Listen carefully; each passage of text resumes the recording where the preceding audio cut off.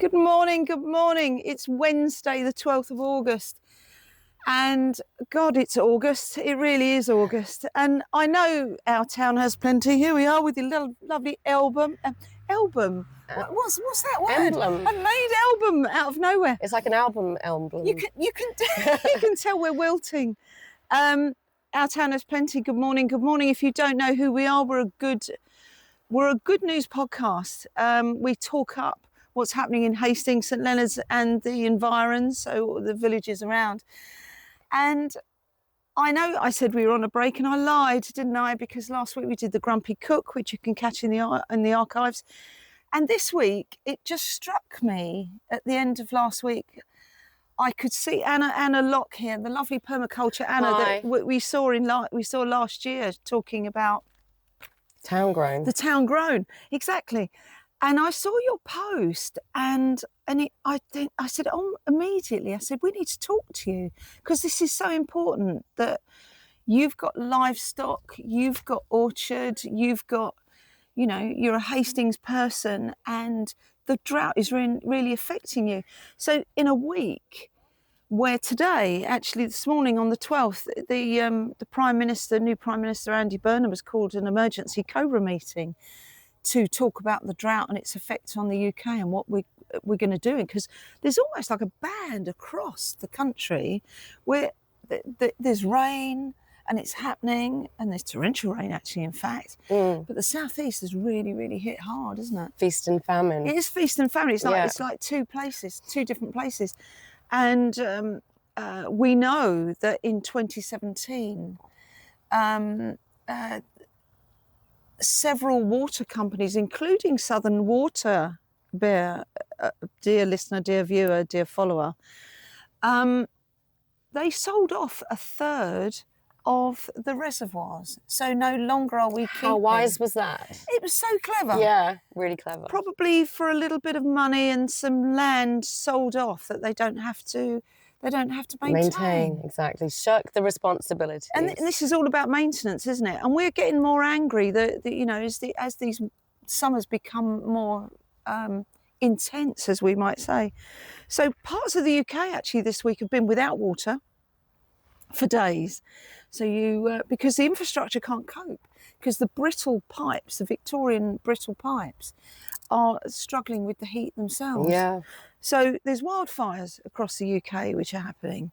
The last one this week in the New Forest. That's close. It's too close. Yeah. So, and we're surrounded up here, we're surrounded by gorse, we're surrounded by dry trees.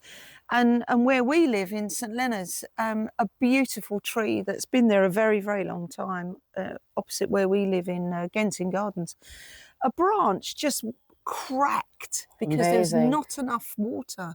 That's such a sign of stress. It is such a sign of stress. What tree was that? I don't know. I don't think it was a beech. Okay. But it just completely the whole side of this tree just came away, but it took out two other trees in the process. Oh wow. So we're down 3 trees, which is a massive shame. And I look at this and I think, listening to your post last week where you said my livestock can't eat. I mean, look at it. We're parched. So dry. And this is not unusual bit of land. This is the West Hill, the East Hill. Exactly. All of it looks like this. Yeah. The whole lot. And so here we are. So I really wanted to talk to you. I've been gabbing on, Anna, really, but it makes me angry. It's a deep concern, and the anger is that we didn't really act soon enough or kind of listen to the signs that nature was clearly giving us. And this isn't even, in the human realm, definitely nature is stressed in so many different ways. Sure.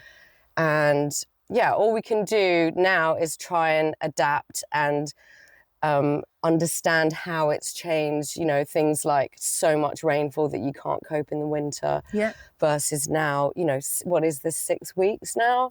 Yeah, of drought, mid-June. which is incredible. Yeah, well, we're nearly on 8 weeks We're now. known for our horrible rainy summers and cream teas. Yeah.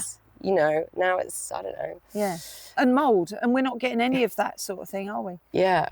So you've got this wonderful orchard here where you normally talk about your you're normally selling your wares I because know. you know, all these apples are everywhere, aren't they? Exactly.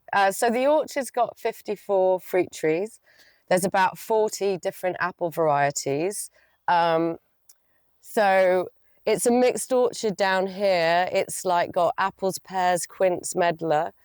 And then at the top, because I got some funding from the Sussex Lund, it's got like 29 out of 33 known Sussex varieties. Oh, native. Yeah, so, and it's so confusing to the taste buds, but amazing that every single apple has got a different characteristic, how you cook it, how you know, use it for like a tart so it doesn't actually disintegrate when you cook it, or the ones that just fluff up, and the ones that make cider, the ones that are good for juice, the ones that keep, they're all so different.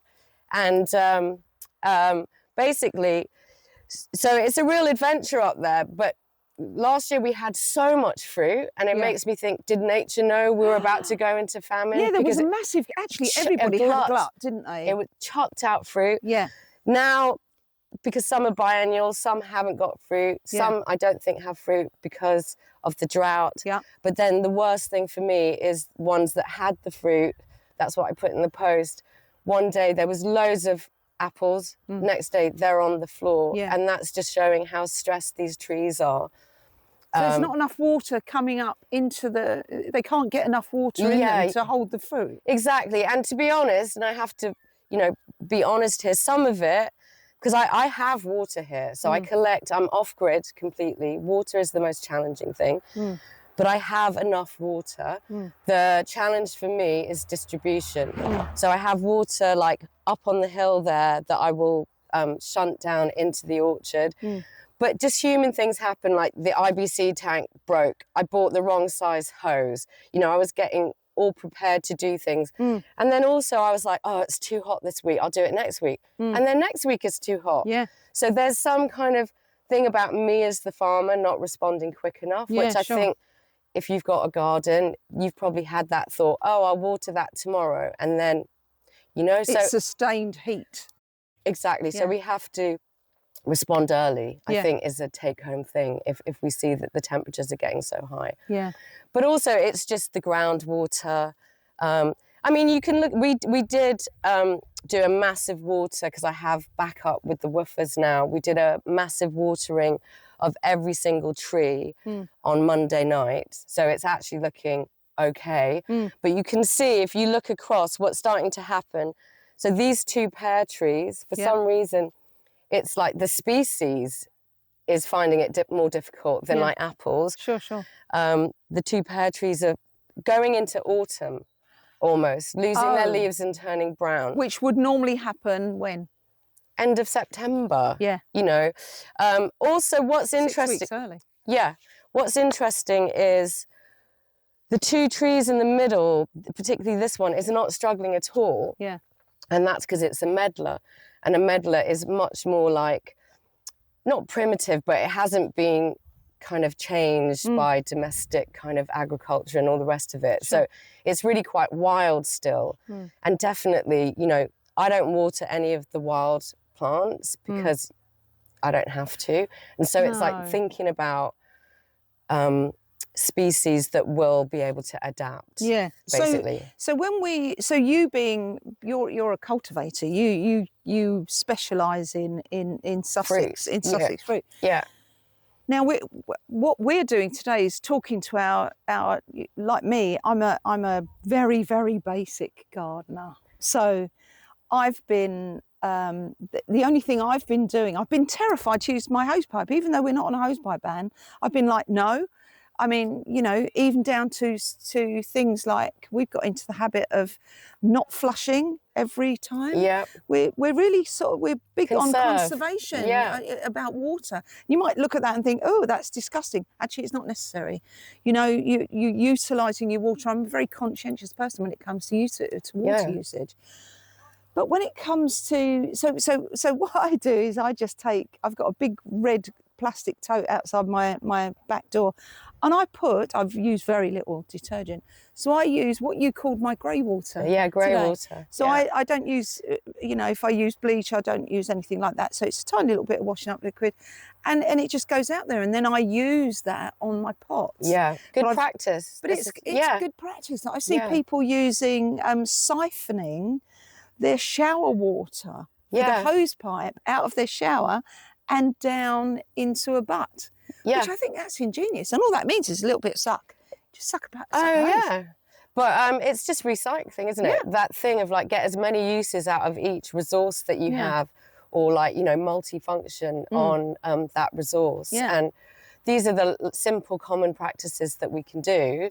Just like, I think a hopefully take home thing, if you don't have a water butt, if you're not at least catching your rainwater, now every garden in Hastings, because there will be a hose pipe ban, we have to collect when it's the feast so that we have something when it's the drought again. So, yeah, I mean, two things that gardeners absolutely need to do is to have that practice of making compost and making mulch throughout the year. So these get mulched like twice a year. And the thing is, the organic matter that you have in the rotted compost in the mulch is like a sponge. So it actually holds on to water as well as all the nutrients. So those two practices of rainwater harvesting and composting is key. But like now, you could do emergency mulching. And that is like literally, I use cardboard, but any kind of plastic or without tape on it, just ordinary cardboard. Yeah, I mean, if you leave it out in the rain, you can take off the tape. But I mean, if this is emergency measures, there is no rain. There is no rain. So yeah, so you just put it. So if it was a fruit tree, you put it surrounding, its kind of canopy area. And anything that stops the evapotranspiration is just key. And you could, so I've got loads of sheep's wool, you can put that, you can put, wood chip, whatever it is, you just want to keep it in the soil. And just a tiny anecdote is when I had planted this orchard, I didn't have any rainwater harvest, and we were carrying in tubs of stolen water and watering by hand. And doing 24 trees at the time was like, that's time consuming and backbreaking. So, and the trees that I'd planted here, like that beautiful almond tree,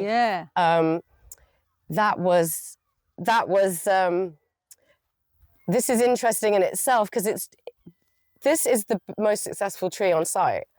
A Mediterranean almond tree. Well, yeah. And like an olive, I would imagine. In this weather. Adapted. So like, I don't water that at all. No. There's a mulberry tree just around the corner that I do have to water. And, but yeah, what were we saying? So these are no. No. Well, just let me finish this. Yeah, sorry. So when these were young and I'd planted this like forest garden, I couldn't get the water to these trees. So I just put cardboard and literally within half an hour, these trees looked less wilty than the ones that I'd watered. Just with the cardboard? With the mulch, just with the cardboard. So they're really practical solutions. So we're looking at how can we practically look after it. So grey water. Those, you said something earlier. The emergency pruning. Emergency pruning.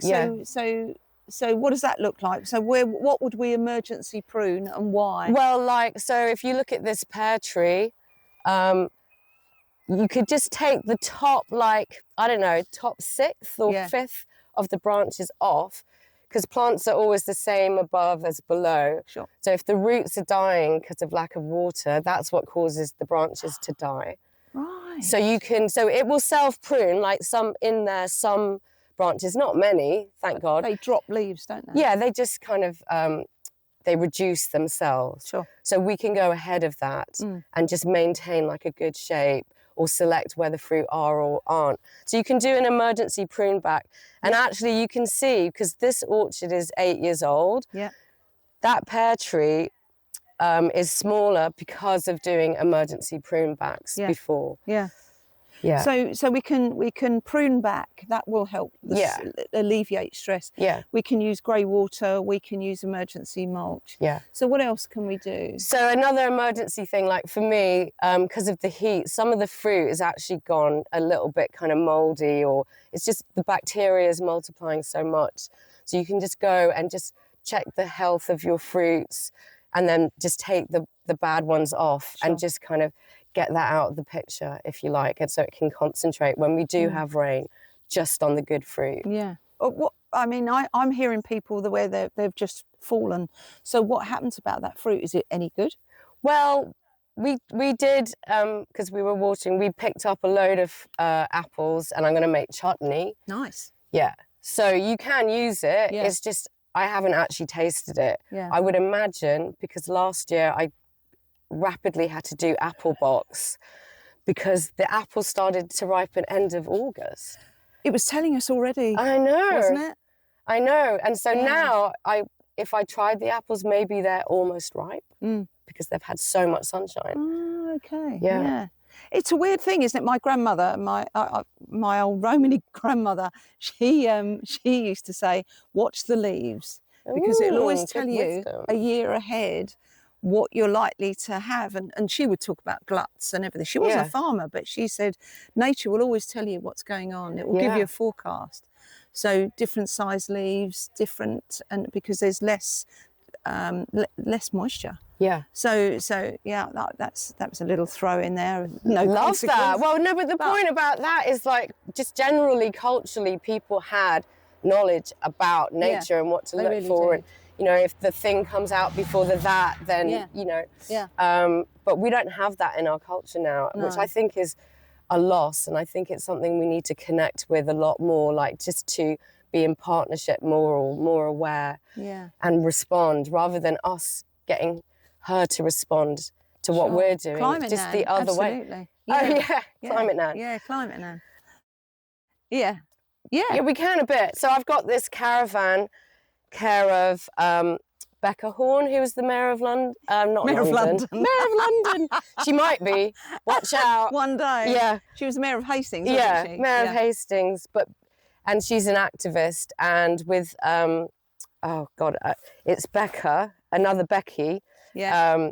They did this as an art installation. Yeah. So they basically created a character called Climate Nan, and she was like dressed up with like a sort of a purple rinse. I know. And like a dinner lady's outfit.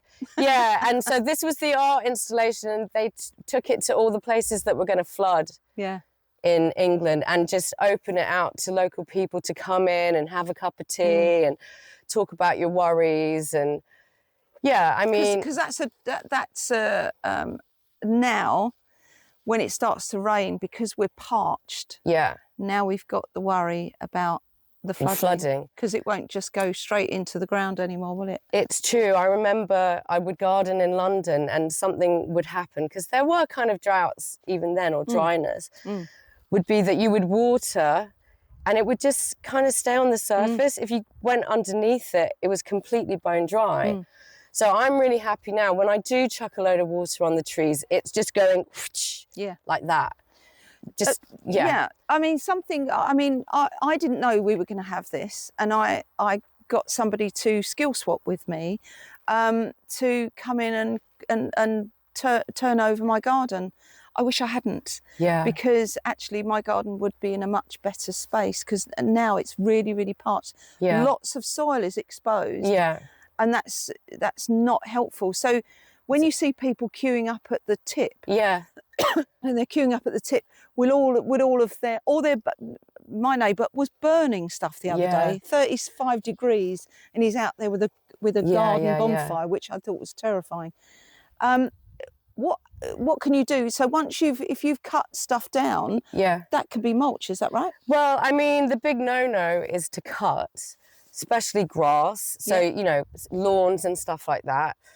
If you cut the grass, then there's no integrity, and the soil can just like evaporate even more. So I'd say don't cut anything. But even you can see to an untrained eye, that might look really messy, but there's a lot of plants growing around, a lot of plants, they're growing in community, and it's almost like probably you've heard me bang on about guilds a lot in terms of nutrients and supporting plants, but these plants are now moisture creators. Yeah. So little islands of moisture. And I do another project in a forest, and I started to leave the bracken around the trees. Yeah. It's really hard because the people who help me there, you know, like standard conventional gardeners are like, must take that away from the trees. And I'm like, no, must keep that near the trees. And it makes such a big difference. So don't cut, but if you do cut, put all of those cuttings right down on the soil leave them as a mulch. Yeah. Don't take them to the dump. And don't waste your energy. No, and don't pull out dandelions, because in my garden I've got 3 of them and they're lush. Yeah. You know, and they're doing really well. So there's nitrogen going on there. There's all sorts of things going on there. Yeah. Don't feel that, oh, well, they're weeds, so I'm going to clear them all out. Well, this is an interesting point, because at this time, if you're to walk about, you can see what keeps moisture. Yeah. Like, you know, if we were to walk in that sheep field, that's yellow, that's dry. But there's little clumps of green, which are like the thistles or the dandelions. So you can kind of see what is, that's a right state down there, Rakesh. Blackberries, nettles. The brambles. It's exactly. They're indestructible, brambles. unfortunately. But yeah, so it's good for us to notice, like me noticing that the pears aren't doing well, but the medlars are doing great. Equally, you know, like, yes, the rosemary's doing great. Some of the herbs that I have in there. Come and look at the rosemary. But the rosemary is Mediterranean, isn't it? Exactly. And So, I've got curry plant in there, cotton lavender. They're all doing fantastic. You can see that that's got new growth. Because they're used on that to. rosemary. Yeah, you can see that. It's loving it. So they're plants that if we were going to go looking at sustainable planting, drought-resistant plants, people who are still going to the garden centre, start thinking about your Mediterranean varieties. Start thinking about things that actually are drought tolerant, as opposed to, your standard British fare, which I know it may be a thing of the past. Well, let's not be too apocalyptic. You know, this might be like a one-off. It's unlikely, but we're going to learn lessons from this. That's the most important thing. Sure.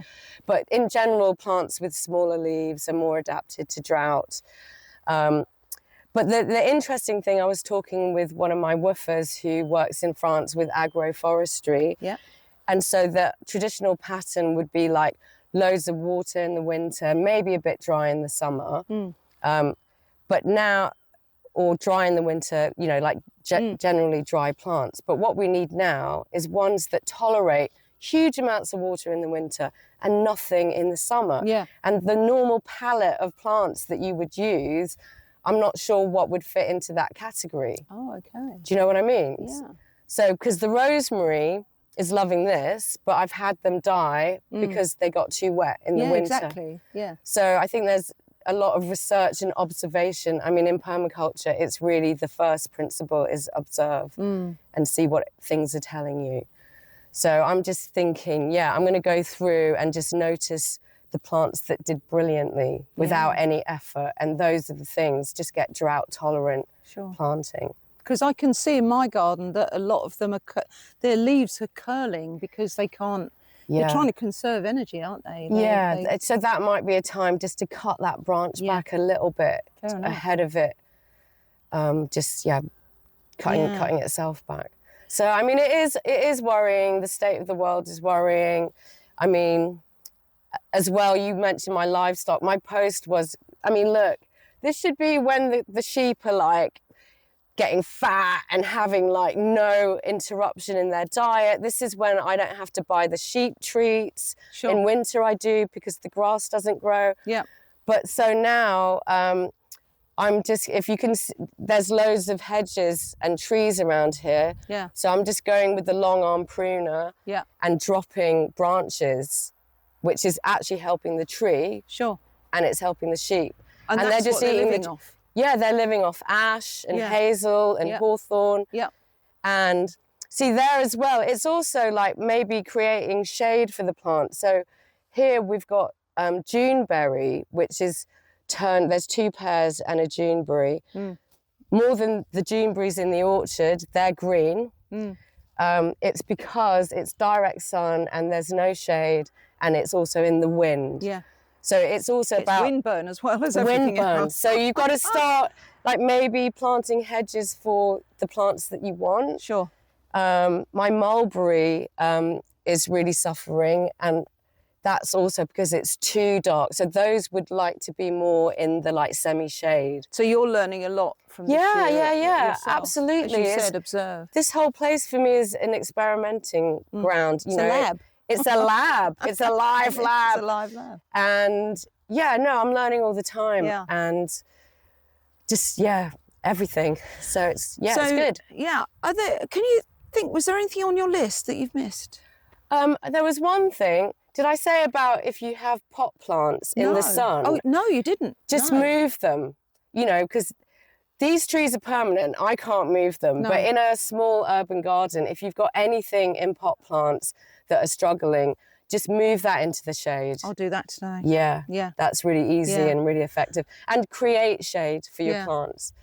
So yeah, I've got a polytunnel. I was just, it's like, I can't, it's a shit show in there. I can't, it's too hot in there, and so I'm going to put shade over that today.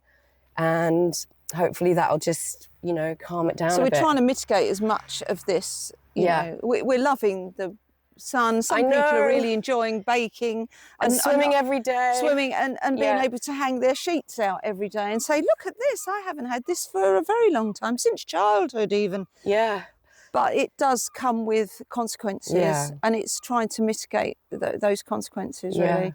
And another thing I just want to say is just run to the woodland, because, like, follow the shade. We've just got to follow the shade and let the plants follow the shade. Yeah. But if you just step up there in the line where the shade starts being the sunny field, immediately you're like, oh. You can feel, it's like the lights go out at night at home. Yeah. We both go down, when we turn the lights out, we both go, oh. Yeah, it it's instantly relief. feels. I'm going to make you walk up that hill in a minute. Yeah, it's a weird thing, but going into the shade and you can feel, because as nature, we are nature. We always say, walk into nature, we are nature. Yeah. And it's really important that we know that that our own stress needs to be shaded. Our own stress needs to be looked after, mitigated. We don't need to be in that sort of level nature has the answers. It does have the answers. And, it's definitely healing. Just even on a sort of a small scale where like you're working in the field and then you sit in the hammocks, then you're like, okay, I can do a bit more. Yeah. Like restoring yourself. Sure. But also observing, like we've been talking about, what is working in this new climate. Absolutely. Adapting. Yeah, thinking about this. They're not saying this is going to be a one-off. They're saying this is. Yeah, it's the new. It's the new. Oh, don't say that. Don't say the new normal. Don't say the new normal. It's not the new normal, but we have to think differently. Yeah, we do. And that's what permaculture is all about. It's just about how do we do what we're doing, but more sustainably, valuing our resources, creating systems so that things work well, and just live differently, because it's just, it's gone. Water butts. Water butts. Water butts, yeah. And they're going to go crazy, aren't they? People are just going to buy. As soon as the rain starts, people are just going to be out there. It's going to be like toilet roll. Well, we need to avoid the bun fight. We need to think about this as a community and as gardeners, just ahead of the time, and just be like, okay, now we have to change a little bit how we're going to do things. Oh, there was one thing. What's that? Community planting.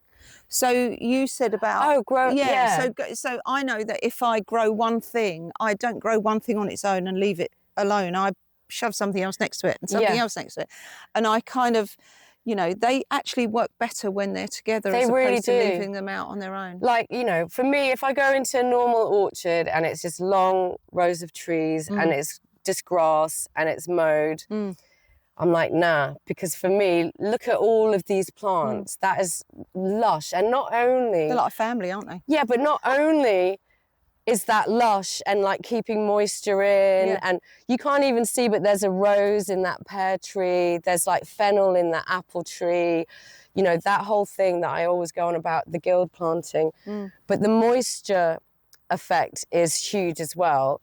And also, I've had an ecologist come, you walk in there, things jump up like Yeah. grasshoppers, Yeah. you know, dragonflies. It's an ecosystem, isn't it? It is buzzing in there. Yeah. Yeah. And that's because of growing in communities. Yeah. Imagine going into an apple orchard that is just grass. You're not going to get that many biodiverse kind of... We had a grass snake, which was amazing. Wow. Yeah. He actually... I saw him, there's a little pond that has completely dried up. Oh. And I had a great crested newt, and now I'm thinking he must have shriveled. Oh, no. What do they do? Yeah.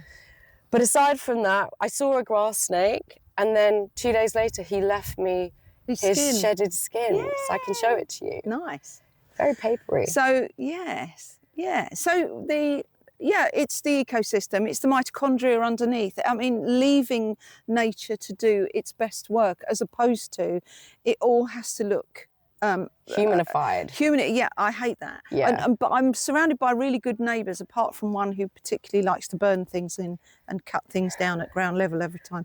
But I've got neighbours who've gone, I'm leaving it. I'm leaving it. I'm letting nature make a decision. And also, this doesn't want to be touched. No. You know, you can, in August Don't anyway, interfere. the plants kind of tell you, just leave me alone for a month. Absolutely. But even more so now, it's like, please just, you know, give me some space. Yeah. And don't intervene too much. Listen Apart from to the them. emergency pruning and the mulching. Oh, Yeah. And that's not a bad thing, because you're taking, it's only like a haircut, isn't it, at the end of the day? Yeah, sort Get rid of the yeah. split ends. Exactly. The split ends of branches. Yeah. Darling, this has been really helpful, really, really helpful. I love this. Anything else you'd like to add before we close?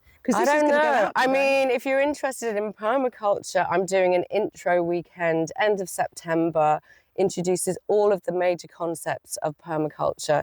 It's a prerequisite if you want to become a designer. So this is a designed environment, but it raises all the issues. You meet people who are equally concerned or interested, and it's here on the farm, so you can see some of what I'm doing. So where do we find you? You find it on Permaculture Anna, and I think it's the 26th, 27th of September. Nice. Yeah. So Permaculture Anna, we can find you on Facebook. Yep. We can find you, and you have a website. Yep.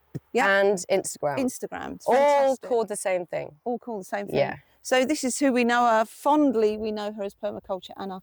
You've been really helpful today. So people will go out there and have a little bit more education, kind education. So we hope this has been accessible for everybody. I'm definitely going to move my plants into the shade and create more shade for my pots. Nice. Because they're frightening me. And they're just telling me, please. I know, it's too much. Me. Yeah. Absolutely. Thank you. You're welcome. Thanks for coming all the way here. It's great. Our town has plenty, doesn't it? Yes. It does. I'm doing the ding. Ding, ding, ding, ding, ding.